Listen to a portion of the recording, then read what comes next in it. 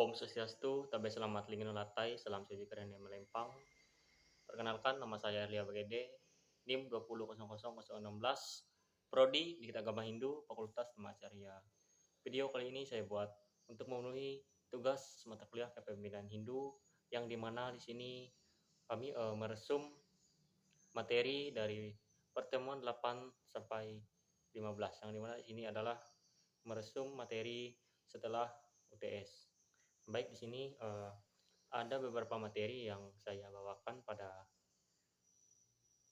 siang hari ini. Yang pertama mengenai catur guru. Di sini adalah materi catur guru yang dimana di sini adalah beberapa ada pengertian dan bagian dari catur guru. Nah, di sini yang pertama materi catur guru. Catur guru berasal dari bahasa Sanskerta yang terdiri dari kata catur yang sama artinya dengan kata catus dan cadu, yang berarti empat. Sedangkan kata guru berasal dari dua suku kata, yaitu kata Sanskerta dan yaitu guru dan ru, yang merupakan kependekan dari kata guntita yang berarti tidak berlenggu oleh materi. Ru kependekan dari kata rupa rijata yang artinya mampu mengubah atau menyeberangkan orang lain dari lautan sengsara, atau menurut Satguru Satya Narayana atau guru juga berarti orang yang digugu dan ditiru. Nah, di sini ada beberapa bagian dari catur guru. Yang pertama, guru rupaka. Guru rupaka adalah orang tua kita. Disebut guru rupaka karena beliau yang merupakan atau ngereka dan tidak ada menjadi ada. Orang tua kita sesungguhnya sangat besar jasanya bagi kita.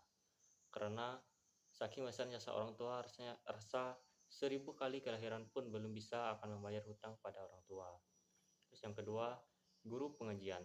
Berarti guru yang telah memberikan pelajaran di sekolah. Nah, yang termasuk guru pengajian adalah guru TK, guru SD, guru SME, guru SMA, dan kepala sekolah maupun rektor. Guru pengajian mengajari kita cara membaca, menulis, berhitung, dan lain-lain. Terus ketiga itu guru wisesa. Guru wisesa adalah pemerintah. Disebut guru wisesa karena guru itulah yang ngewisesa atau memerintah, melayani, menciptakan ketentraman dan kesejahteraan masyarakat. Yang terakhir yaitu guru swadhyaya, adalah Ida Sang Hyang Widiwasa. Ida Sang Hyang Widiwasa yang menciptakan segala isi dunia ini dengan penuh kasih sayang. Tuhan yang menciptakan keindahan alam, laut, sungai, gunung, bulan, bintang, dan planet-planet lainnya. Terus di sini kita akan selanjutnya ke materi yang kedua, yaitu ajaran kepemimpinan dalam beberapa kitab Hindu. Nah, yang di sini saya angkat dalam kitab Niti Sastra.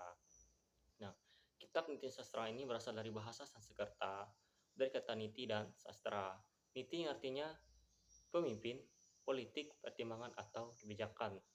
Sedangkan sastra juga artinya perintah, ajaran, atau teori. Nah, jadi niti sastra artinya ajaran tentang kepemimpinan. Nah, dalam kitab niti sastra ini banyak mengulas tentang kepemimpinan suatu masyarakat atau tata pemerintahan. Nah, di sini dalam kitab niti sastra saya ambil pada bab 1 sloka 10, yaitu hubungan erat antara pemimpin dan anggota diibaratkan seperti hubungan singa dengan hutan. Nah, singa adalah penjaga hutan. Hutan pun selalu melindungi singa. Singa dan hutan selalu bersaling melindungi dan saling bekerjasama. Bila tidak atau berselisih, maka hutan akan hancur dirusak manusia. Pohon-pohon akan hancur dan habis dan gundul ditebang. Hal ini membuat singa kehilangan tempat bersembunyi, sehingga ia bermukim di jurang atau di lapangan yang akhirnya akan musnah, diburu, dan diserang oleh manusia. Hubungan kerjasama yang saling membutuhkan ibaratnya singa dengan hutan perlu diterapkan oleh seorang pemimpin dan masyarakatnya, sehingga dapat sukses dalam mencapai tujuan yang diinginkan bersama. Tidak ada pemimpin yang sukses tanpa didukung masyarakatnya, demikian sebaliknya. Nah, di sini ada beberapa kriteria seorang pemimpin dalam pustaka Niti Sastra ini. Yang pertama, Abi Kamika. Abi Kamika yaitu pemimpin harus tampil simpatik, berorientasi ke bawah, dan mengutamakan kepemimpinan rakyat banyak daripada kepentingan pribadi atau golongannya. Yang kedua, Prana. Pemimpin harus bersikap arif dan bijaksana dan menguasai ilmu pengetahuan teknologi agama, serta dapat dijadikan panutan bagi rakyatnya. Yang ketiga, uthasa atau usaha. Pemimpin harus proaktif, berinisiatif, kreatif, dan inovatif atau pelopor pembaharuan, serta rela mengabdi tanpa pamrih untuk kesejahteraan rakyatnya. Yang keempat, atma sampat. Pemimpin mempunyai kepribadian berintegritas tinggi, moral yang luhur, serta objektif dan mempunyai wawasan yang jauh ke masa depan demi kemajuan bangsanya. Yang kelima, sakya samanta. Pemimpin sebagai fungsi kontrol mampu mengawasi bawahan efektif, efisien, dan ekonomis, dan berani menindak secara adil bagi yang bersalah tanpa pilih kasih atau tegas. Yang keenam, atau yang terakhir, aksudra parisakta. Pemimpin harus akomodatif, mampu memadukan perbedaan dengan permusyawaratan dan pandai berdiplomasi menyerap aspirasi bawahan dan rakyatnya. Nah, selanjutnya kita masuk ke materi Asta Brata. Di sini saya akan menjelaskan sedikit pengertian Asta Brata.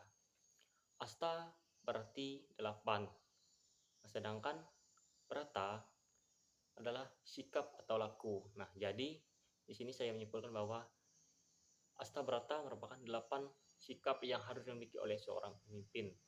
Yang diantaranya pertama, Indra Brata. Kepemimpinan bagaikan dewa Indra atau dewa hujan, di mana hujan itu berasal dari air laut yang menguap. Dengan demikian seorang pemimpin berasal dari rakyat harus kembali mengabdi untuk rakyat. Yang kedua, Yama Brata. Kepemimpinan yang bisa menegakkan keadilan tanpa pandang bulu, bagaikan sang hyang Yamadipati yang mengadili sang Suratma. Yang ketiga, Surya Brata. Kepemimpinan yang mampu memberikan penerangan kepada warganya bagaikan sang surya yang menyinari dunia. Yang keempat, Chandra Brata mengandung maksud pemimpin hendaknya mempunyai tingkah laku yang lemah lembut atau menyejukkan bagaikan seorang chandra yang bersinar di malam hari.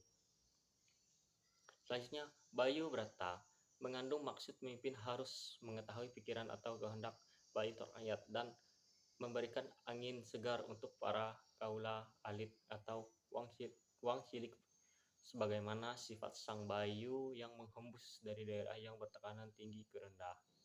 Selanjutnya, Taruna Brata mengandung maksud pemimpin harus dapat menanggung kejahatan atau penyakit masyarakat yang timbul, sebagaimana sang hyang Baruna membersihkan segala bentuk kotoran di laut. Selanjutnya, Agni Brata mengandung maksud kepemimpinan harus bisa mengatasi musuh yang datang dan membakarnya sampai habis bagaikan sang hyang Agni. Selanjutnya, Kuerah atau Pratiwi Brata mengandung maksud seseorang pemimpin harus selalu memikirkan kesejahteraan rakyatnya, sebagaimana bumi memberikan kesejahteraan bagi umat manusia dan bisa menghemat dana sehemat-hematnya seperti sang hyang Koera dan menata kesejahteraan di kahyangan. Nah, selanjutnya kita memasuki ke materi Panca Upaya Sandi. Panca Upaya Sandi berasal dari 3 kata, yakni panca yang berarti 5, upaya yang berarti akal atau usaha. Dalam hal ini jalan keluar suatu persoalan, dan sandi yang artinya kode, rahasia atau berita.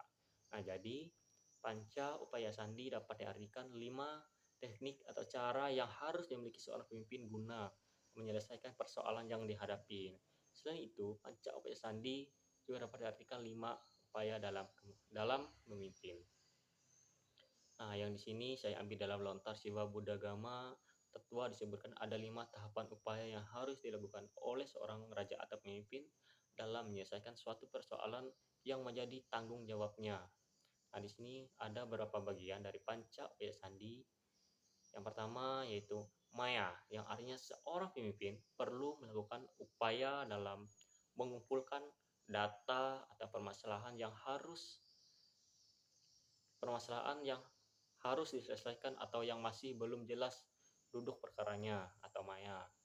Yang kedua, upeksa, artinya seorang pemimpin harus meneliti dan menganalisis semua data-data tersebut dan mengkodifikasikan secara profesional dan proporsional.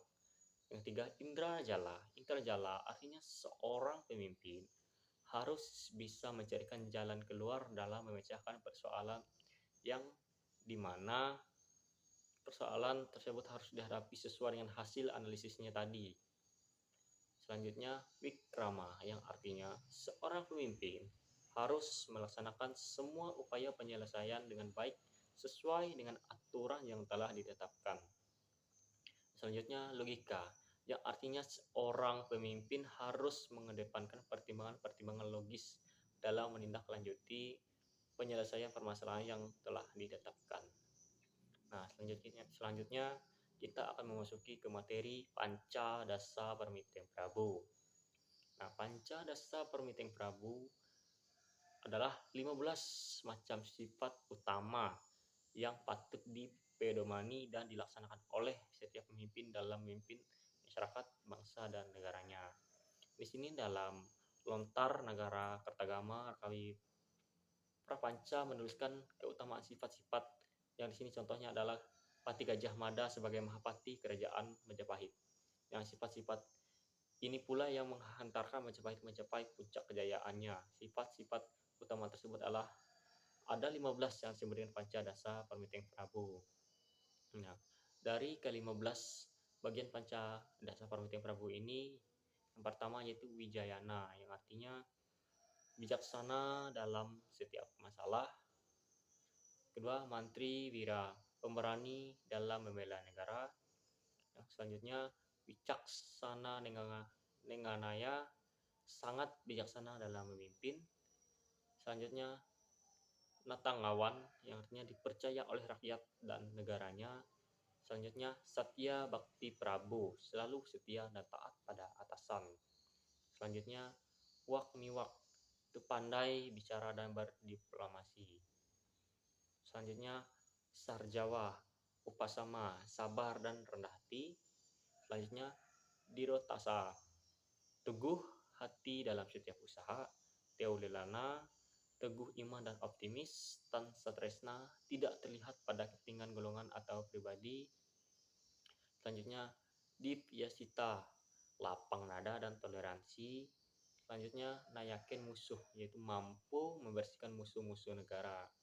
Selanjutnya, Masihi Smasta Bawana, itu menyayangi isi alam.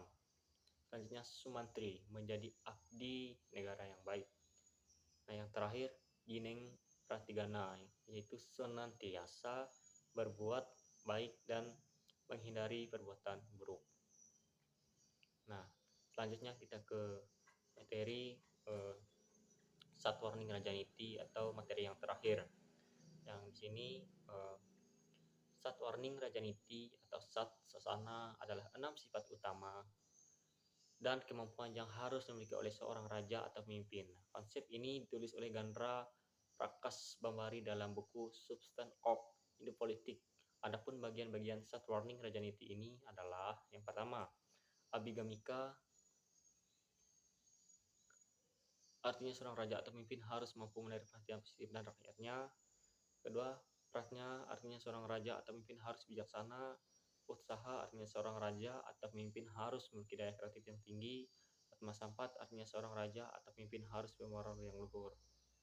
Setia Samanta, artinya seorang raja atau pemimpin harus mampu mengontrol bawahannya dan sekaligus memperbaiki hal-hal yang dianggap kurang baik. Asudra Parisakta, artinya seorang raja atau pemimpin harus mampu memimpin sidang para menterinya dan dapat menarik kesimpulan yang bijaksana sehingga diterima oleh semua pihak yang mempunyai pandangan yang berbeda-beda.